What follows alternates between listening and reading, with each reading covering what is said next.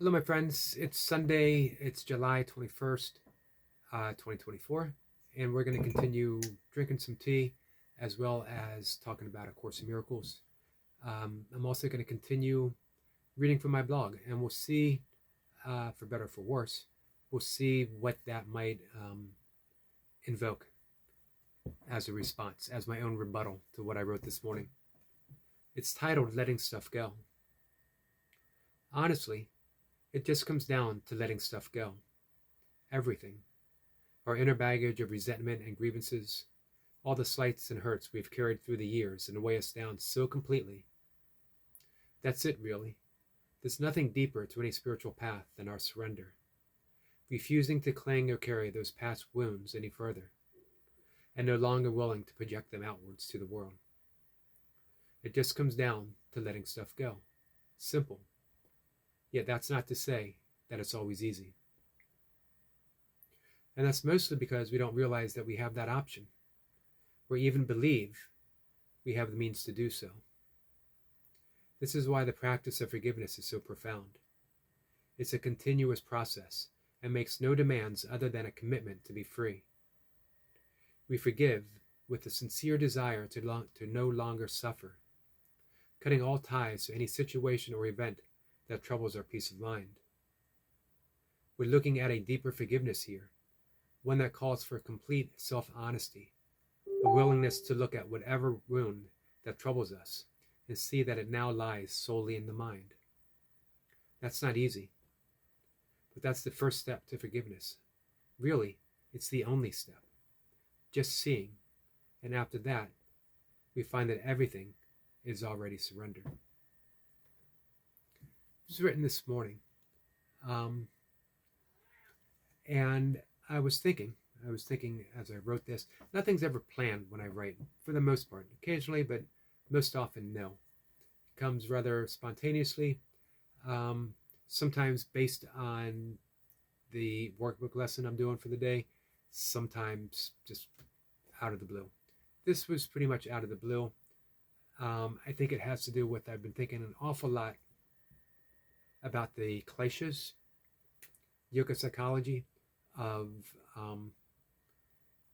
how our mind is cluttered with our attachments, our aversions, our belief that we are small, limited, egoic self, our fear of death, and our ignorance that we are actually being going through life with all of these things pushing us and pulling us in one direction or another, and that we really don't have free will as long as we are under the control of mind stuff. Yet under that mind stuff is the mind itself.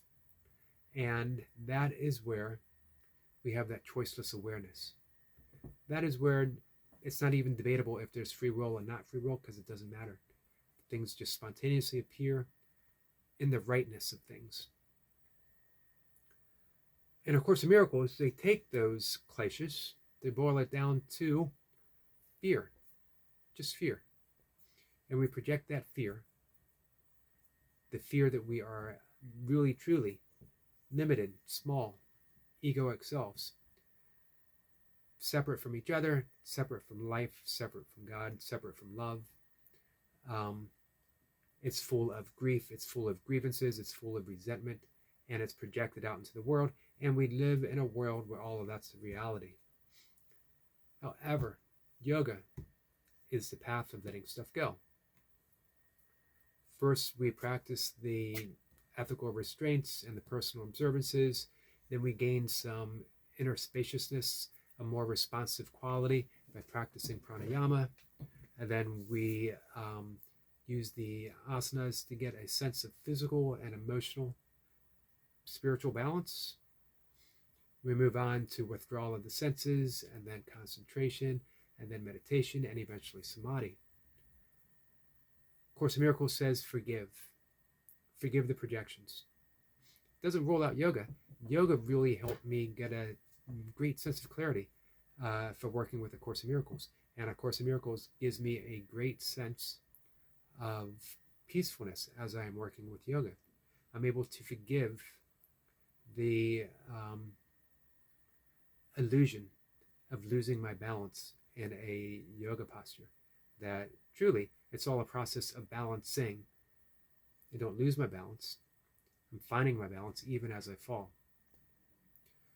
So, what we're asked for here in this little lyrical prose that I put together is just realize the profound easiness of letting stuff go. All the stuff that we're projecting, we let go through the process of forgiveness. We don't forgive others. How can we? We don't forgive ourselves. How can we? If we realize through the process of meditation, through the process of forgiveness, through the process of self-inquiry, that there is no small, limited self that is actually in existence, that it's an illusion. Neuroscience shows the same thing. If we realize that is true for us, it has to be true for others. So who is there to forgive? How do we forgive ourselves if we don't even have a small, limited self to forgive?